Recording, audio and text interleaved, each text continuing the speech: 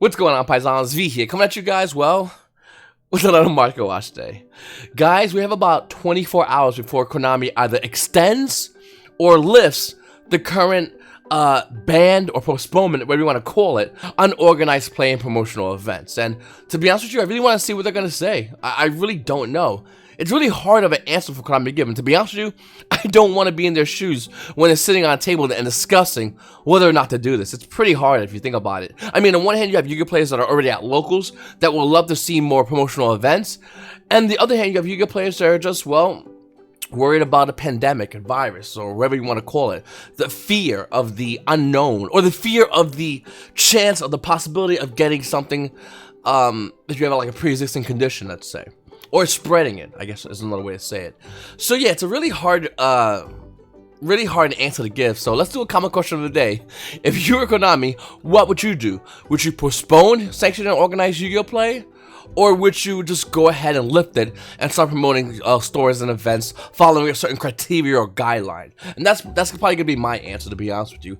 I would probably do something to have sanctioned organized events, but give a criteria, a guideline about how to do it safely. I think that's the best way to start. Anyway, guys, if you're new to the channel, please make sure to hit the subscribe button, like button, and comment down below.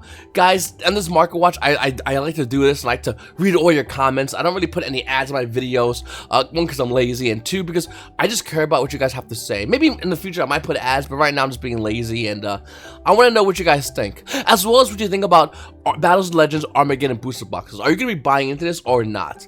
One thing I am glad we are finally getting is this YCS prize card. We've been waiting for this forever, and we'll be getting it soon, in less than a month. And it's kind of cool to see because I really want this Armageddon Dragon. I forgot the name of the card already, but I really want this card. I think a lot of YuGiOh players are looking to play this card in their decks because it is an insanely good card. And it's cool because this card comes out, and then we start getting ready for the ban list. So it's kind of cool to speculate as far as that as well. Up next, guys, we have the OTS packs. Abyssal, of course, is going down in value. Last week, this card was at $100. It's currently listing on TCG Player for roughly around $85. Book of Moon is still stabilizing, hovering from its market price of $83. It's roughly around $84. I think the Book of Moon's going to show temporary stabilization before it drops, and it's going to drop. Don't get it mistaken. Book of Moon will go down in value. The reason it's going to go down in value is because the Go players are going to stop wanting to buy this card, and everyone's still pulling OTS on Pack 13. It's not going to need extras, and the value is going to go low. Then we have Chopsticks Raffasilia with a $64 market price. It's currently $55. Who'd guess that Chopsticks Raffasilia would be the worst ultimate rare in this pack? I mean, come on, Konami. This could have been Ash from Tree Spring. It could have been Effect Fellow. It could have been Evenly Match. It could have been anything good, but you gave us Chopsticks Raffasilia. Really? I will say Scrap Gold and Super Rare at an OTS 13 went up $1. It's actually roughly around $5. Even though market price showing going lower, I remember being around $4, so it did go up $1. Cool. There's a lot of still good cards in OTS 13. You just, if I was you guys, I'd just buy the singles unless your store is holding tournaments in which you can grab OTS 13 or trade for OTS 13. You go online and buy it. Everything's for the most part a couple of bucks. Then we have Toon Chaos. There's a lot of chat in the YuGiOh Market Watch Facebook page. If you're not part of it, check in the description below. Links down there to join the YuGiOh Market Watch Facebook page. There's a lot of discussions as far as what to buy or what to sell, what to go in for or what to hold. And a lot of YuGiOh players are pretty much confused, and the answer is really simple. In fact, we're going to go over a quick overview of all of these, and then I'm going to go over this, of course, in the market watch. Black Little Soldier Envoy at the beginning is currently $459. It's holding a $366 market price, so obviously it went up in value. It went up in value because it's one of the more expensive BLSs. The reason why I say one of the more expensive ones, because Invasion of Chaos First Edition BLS is a couple of $100 for a First Edition copy.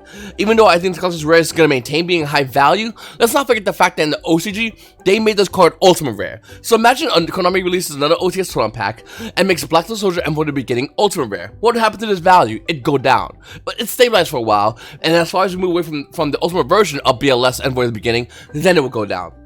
Stardust Dragon, with a $268 market price, is currently $378. We still have the Ultimate Rare, and we still have the Ghost Rare. Those are infinitely higher and harder to get, in my opinion, right now, than the Stardust Dragon Collector's Rare. Those are the ones you want to go in and grab, not this one. You sell this one, and you put that money towards buying those ones, because those are the hardest ones to get. In fact, the Ghost Rare Unlimited is the best version to get right now.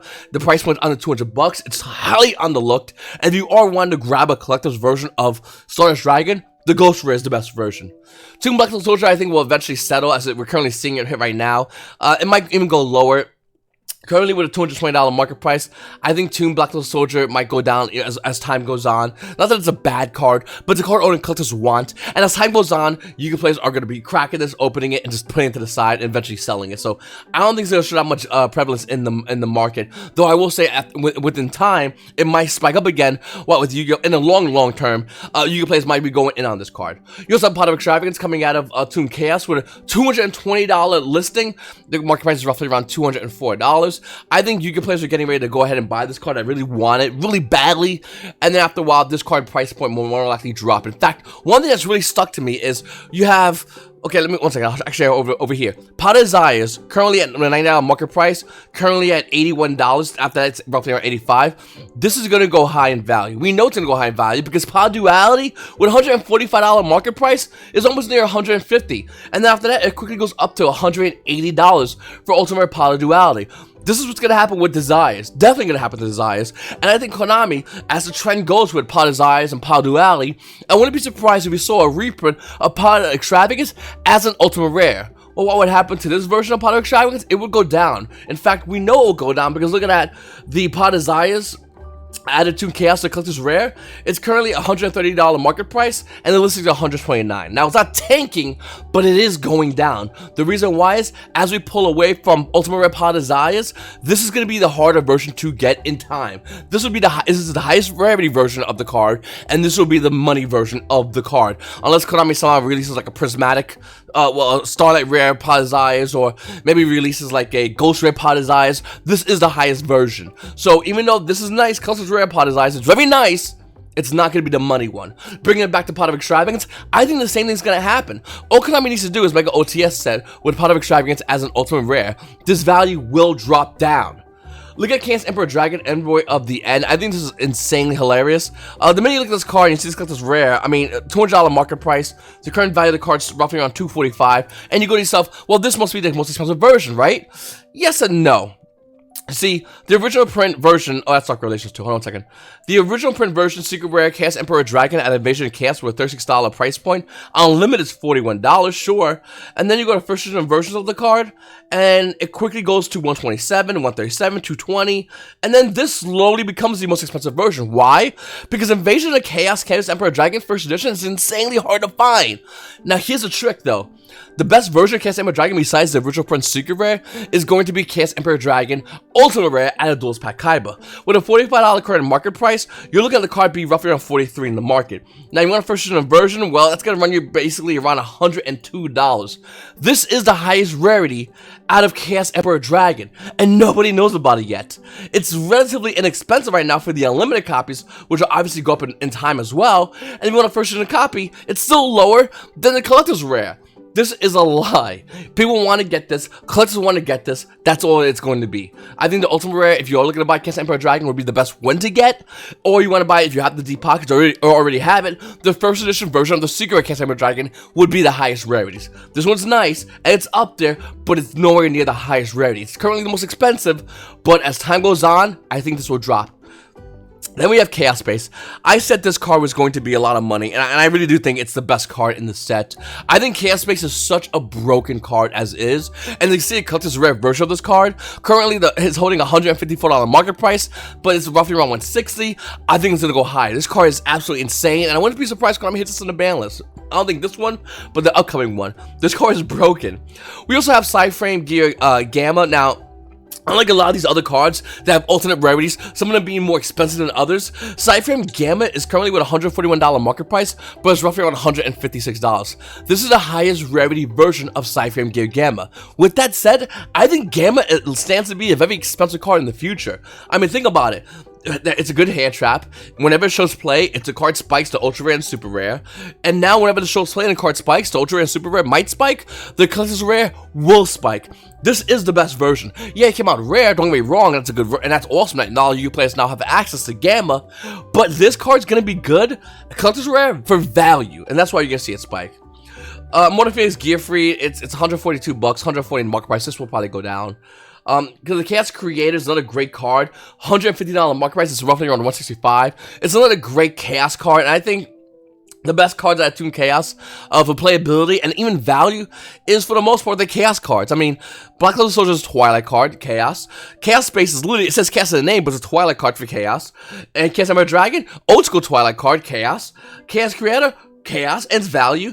Also, let me import it to Chaos Valkyrie, which is currently $85 with a current $8 market price. This is another Chaos card, and it's so good. It's currently really low, and I wouldn't be surprised if this card gets bought out and moves up higher in the bracket as well. Keep an eye on this card. You also have Toon Bookmark, Toon Page Flip, Toon Harpy Lady, and these are all great cards, and they might have long-term potential, just like Toon Black Lotus Soldier will. But if we're talking like playability-wise, yeah, if it's anything Chaos in here or Gamma, I think that's where the real money is. I'm not sure about Extravagance. Extravagance might be decent for now, but I don't think it's gonna be decent in the future. Looking at us, we also have Chaos Daedalus. I don't really know much about this card. 100 bucks. Higher than $6 market price though. And then we got a bunch of ultra rares. I mean, Pot of Extravagance ultra rare is way down, 39 bucks where it used to be 47. And for Night Renard, I mean, this card was I think at one point $30 something dollars. We're now sitting at 29, which isn't bad. But once again, for Noble Knights, I'm not sure if they have everything yet. I really don't know what's going on. I really haven't looked into this deck, but yeah, I pulled 3 of these. I'm not sure if these are easy to pull or maybe I'm just lucky. But comment down below. Let me know if you pulled this card yet. But yeah. I mean, it's not bad for all these cards, don't get me wrong. I think Toon Chaos is the best way I can say it is like scratch offs. It's the best way I can say with Toon Chaos. If you're feeling lucky, buy Toon Chaos. There's no reason to buy any other sets right now other than Toon Chaos. It is exactly what it sounds like. It's chaotic, it's silly because of tunes. See right there? More or less, it's just a scratch off. It's a lottery scratch off. You're cracking your packs, you scratch off your ticket to hopefully hit it big and pull one of these upper branches of cards. Sometimes you're like me and you pull a Toon Harpy Lady. Sometimes you pull a Toon Page Flip. And other times you pull a super rare version of these beautiful collector's rare cards. And you just go, yep, I did that. Next, guys, we have Chaos Dragon Levianeer. I keep telling you guys, I always want to enforce this. This card's insane. I mean, Ultimate Rare OTS Tournament Pack 12 Chaos Dragon Levianeer with a $55 market price is roughly around $60. Of course it is. This card will one day get hit in the balance. This card might get hit in the upcoming balance, but I think this card is still such a good card. I mean, you see Konami slowly moving towards Chaos, but even with Chaos Dragon Levianeer, when it was seeing a lot more meta play, it wasn't really used as more of a Chaos kind of card, even though it had a Chaos effect. It would just move to snipe a card in your opponent's hand.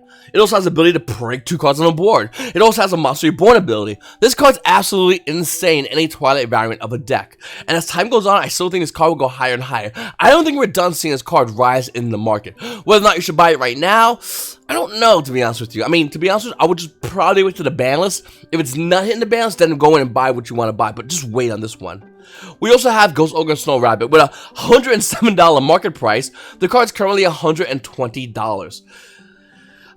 Ultimate Rare hand traps are going to be rising high in value because they are the highest version of a hand trap you can get. Now, I don't know what's going to happen with that new set coming out that has that hand trap that basically negates your opponent, lets you draw 2. I don't know if that's going to have any factor into the valuation of cards like Ghost Ogre and Snow Rabbit. But yeah, Ultimate hand traps are what you always should be going for. Whenever an OTS set comes out and they have an Ultimate hand trap, I don't care if it's bad. I'm going to grab my 3. That's what you should be doing. Then we have Ghost Sister Spooky Dogwood. Now, this card with a $7 market price, unlimited versions are roughly around 10 bucks. And when a first version of the card is roughly around 17, that's because of the FTK deck running around. You drop your Ghost Sister Spooky Dogwood, they have to pass turn, which is huge. Also, this card, as it always has been, is a great card to be good in time. You go in time of the round, you drop a Ghost Sister Spooky Dogwood, your opponent has 2 options. Die or be killed. Literally. They have to end their turn because they special summon, you're going to gain life points. Obviously, you got to activate it in a specific condition. I'll get that in a second. Or they commit to the board, but then they have to take that life points away that you gain. So you have to make it each time you special summons a monster during the main phase or battle phase, you gain life points equal to that monster's attack. If you did not gain life points by this effect, you lose half your life points. So obviously you have to, under the criteria of your effect, your opponent's going to special summon. So if they activate Monster Reborn, ask them what their targets are, they point to a target, and you're like, alright, cool, I'm going to chain Ghost and Spooky Dogwood. That's when normally you would do it. You would do it on the declaration and activation of points for summoning a monster. That's when you really want to do it. So this is a great card. I got a place a long time ago, and if you want to get a cheaper version, there's cheaper versions over here with the dual devastator reprints. This card on the dual devastator reprint is under $1. It's a great hand trap. We also have Fantastical Dragon Phantasmate coming out of Savage Strike with a $31 market price. Unlimited copies are roughly around $32. If you want a first edition version of the card, you're looking to pay about $42. There's some rumor going around whether or not this card is going to be in the Megatins. I don't really know if it is going to be the Megatins. If it is, and it comes out prismatic, this card loses a majority, almost all its value. If there's a prismatic, like we got in the previous Megatins, so how you get the prismatics, if that happens with Phantasmate, this version of Phantasmate will lose all its value. Okay, 100%. I'm still going to keep it, by the way, but I think that's what would happen with this card. If it doesn't happen like that, this card's going to spike high. I mean, even if it comes as an ultra rare or common, I don't care in the Megatins. But if it's not prismatic, this is going to maintain good value. So let's keep that into consideration when you're looking at the Megatin spoiler list, if this card's listed under it, and then figure out what rarity. It's very important. Then we have the Dragon Knight Draco Equiste. Coming out of Duel's Revolution, Ghost Rare version of the card is roughly around $24. Lightly play unlimited about $43. You want first edition version? Sure. It starts at $200 for this card. This card used to be like a $6 card. Now, there's other versions of it. You can get the where's the ultra? Hold on one second. There's the okay. So we'll go back into here. Control C, Control V. We in there. Okay, so there's the ultimate version of the card as well. And the ultimate with a $13 market price. Unlimited, it's about $40. First edition version is about $90 for an ultimate rare version of a Divine Knight Draco Equiste. This card originally came out at Duel's Revolution as an ultra rare, then an ulti, and all that fun stuff. It's relatively cheap, so you know, for the original print version if you want that. But the high rarities, yeah, it's a lot more money. We also have Garden Rose Maiden. Now, obviously, it's used in the water deck, but it's also used in the Sealed Pisu Rocket FTK. Looking at Garden Rose Maiden with a $28 market price, it's stabilizing at $28. The thing with this card is insane in Master Rule 5 in general. And I think that it's really hard to tell whether or not this card's going to be insane moving forward. But right now, this card is broken. I mean, the potential of this card being used in future decks is absolutely insane. Also, a little fun fact, Legendary Duelist of Rose was a bust of a set. As a previous store owner, I remember my distributors listing booster boxes of Legendary Duelist of Rose for like $30. I mean, you can just buy it. $30, whatever shipping is included, for Legendary Duelist of Rose booster boxes. Tons of them. I bought like 3 or 4 of them when they had that sale. It's insane. And now looking at it, market price $68, it's roughly $130. Because there's value everywhere. I mean, look at it. $30, $33, $26, $15, $10. I mean, value all over the place, and then the potential for future value. Then we have Cyberlord Fusion coming out, Legendary Duelist White Dragon Abyss with a $28 market price. It's going down a bit, actually. It's roughly around $24, $25. Oh, I had a hiccup. Now, Cyberlord Fusion and Cyber Dragons in general need this card. The question is this card getting a reprint? I actually don't know. Hopefully it does. I want to see more Cyber Dragon cards get reprints. I mean, it's really cool to see Cyber Dragons reprinted for a lot of Yu-Gi-Oh players, so a lot of Yu-Gi-Oh players can have access to Cyber Dragons again, including Cyberlord Fusion, which came out in Legendary Duelist White Dragon Abyss, so it's a little bit harder to get.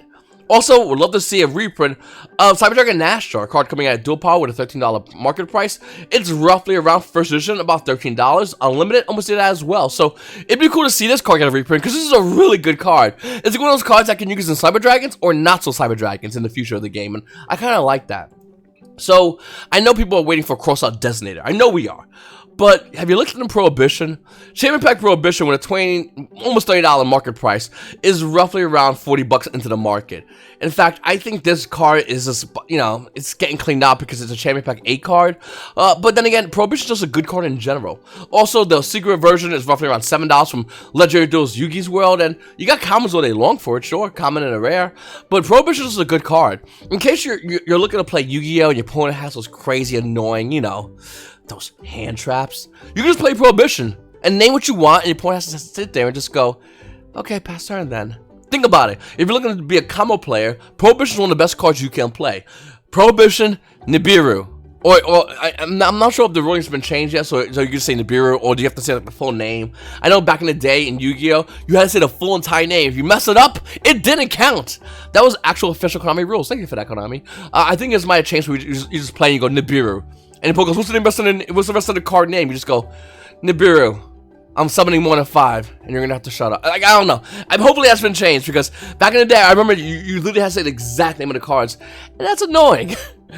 Next, guys, Draguni Phalanx has been bought out for the dual tournament version on TCG Player with a $17 market price. Like I said, it's all cleaned up. Oh, someone listed it, actually. $35. Signed by Patrick Hover. Oh, okay.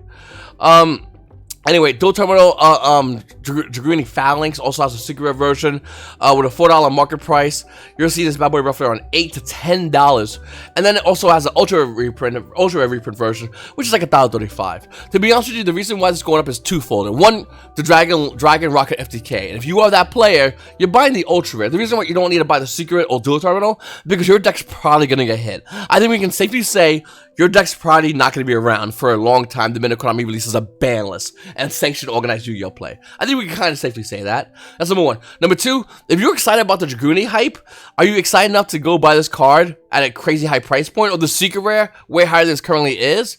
I wouldn't recommend it. I mean, think about it.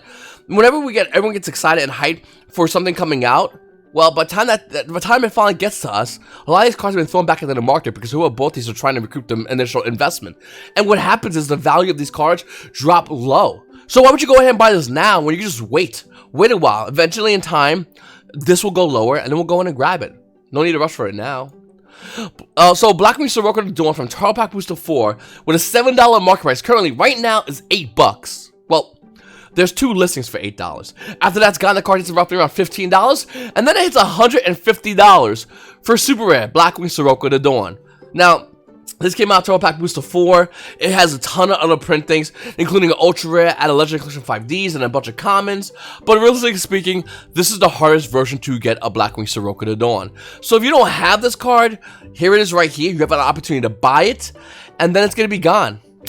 And Turtle Pack Booster 4, so the idea of someone coming around and replenishing this card in the market probably is not going to happen. And if you're a Blackwings fanboy like I am, you probably already own some. But if you're getting involved in Blackwings, well, this is a good card. Once again, very little on the market. We also have Eldritch and Emancipators, and basically everything else as Secret Slayers. And my question to everybody right now is, with the FTK deck running around with a 95% chance of dropping the FTK, which is insane, are you still running Eldritch the Golden Lord?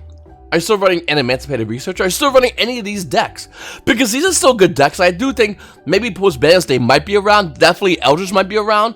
And by the way, I know someone in my comments in the last video says, V, it's Eldritch. Eldritch. Sorry, I go by the Oshi name. It also makes a lot more sense. It's Eldritch. I'm not spelling it. It just sounds silly. Let's be real. Eldritch, the Golden Lord, and other decks. I think Eldritch also will have a lot of play, a lot of viability. Post-banless. I don't know. I'm not sure about Emancipators. They might. They should. Even one Block Dragon deck is really good. And I do think Konami will limit Block Dragon instead of banning it. I don't think they're going to outright ban it. It kind of makes no sense. Like, this deck's really good because this one card can really be abusing it. Alright? Ban it. Now the deck sucks. We did it, boys. We killed a deck that we recently released. Like, Konami doesn't do that. They really don't do that. And I think in the case of Emancipators, being the fact that they're not the most dominant deck in the game, even though they're one of the dominant decks, they're not the most dominant deck, I think they're going to probably limit Black Dragon and call it a day as far as that. As far as Eldritch, I don't know what they're going to be doing with this deck. And in fact, I think it's really hard to really hit this deck in any way other than hitting Eldritch the Golden Lord, which I don't think they're going to do, to be honest with you. And if that's the case, what we're going to be seeing is, if this deck gets hit in any way, shape, or form, besides Big Boy, Golden Boy, the deck is so good at evolving to other variants of itself. So I think what we would see is a new variant of Eldritch that would be a tier 1 version.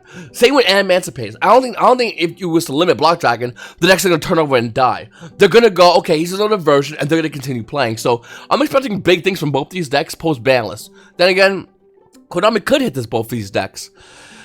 That would be horrible. That'd be really bad and dumb because, I mean, this is one of the top decks in the meta, and you think Konami's just going to randomly hit them? Like, I don't know. I don't think that's going to happen. It's very highly unlikely that would ever happen, being the fact that Konami needs to give us more tier 1 decks in order to get rid of other tier 1 decks. And we're just not seeing that happen right now.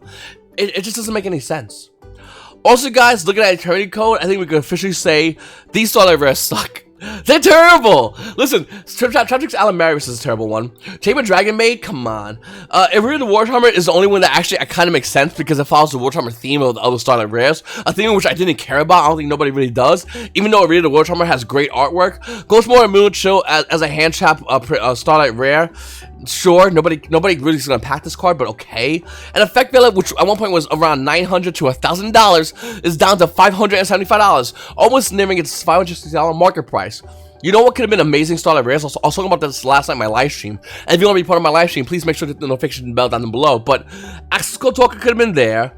Gearsuit could have been over here. Animador Archosaurus could have been right around here.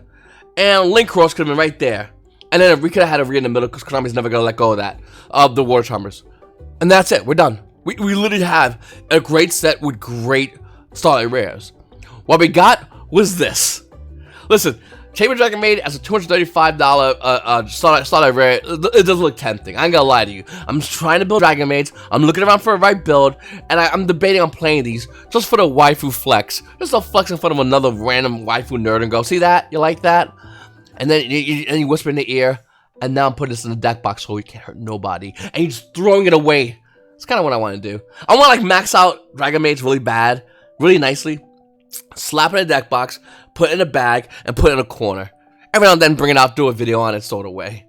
Just so it could not hurt nobody. That's what I do for you, paisanos. I don't know, I'm thinking about it. Anyway, looking at the rest of the cards in Eternity Code, the values are still low because everything's being spread evenly as far as the ratio of secret rares. And this is what it looks like, paisanos, to see evenly spreaded secret rare ratios. It looks nice. I mean, yeah, Link Cross is still $15, sure, but it's worth it. It's not like 35 like we saw at IP Masquerena. Grave Trigger Shop Ho is a great secret rare, $16. Access Code should have been a lot more if it was short printed, but it's not. Since it's not, it's currently $65. Chamber Dragon Maid's barely holding a $12 price point. We knew that was going to happen. Gizmic Uka, in my opinion, is insanely cheap right now. The card's insane. Titanium Code is insane as well, insanely cheap as well. DC Aria is another great card as well. It's currently $5. These are great valued cards. There's a lot of good value still in Eternity Code. I feel like a lot of Yu-Gi-Oh players just went and grabbed what they want and walked away, but there's so much good value in this set. It's absolutely nauseating. I mean, Arch Nemesis is insanely good, and nobody really has given them the time of day. I might do a deck profile about them soon, showing you guys how good this deck is and why it's a good deck. I think it's a highly underestimated and underrated deck in the game right now. But anyway, paisanos, I really appreciate you guys watching my videos. Please make sure to subscribe button if you haven't hit the subscribe already. Hit the notification bell to let you know when I do my live streams from these videos. It's your boy V, and you paisanos have a great day.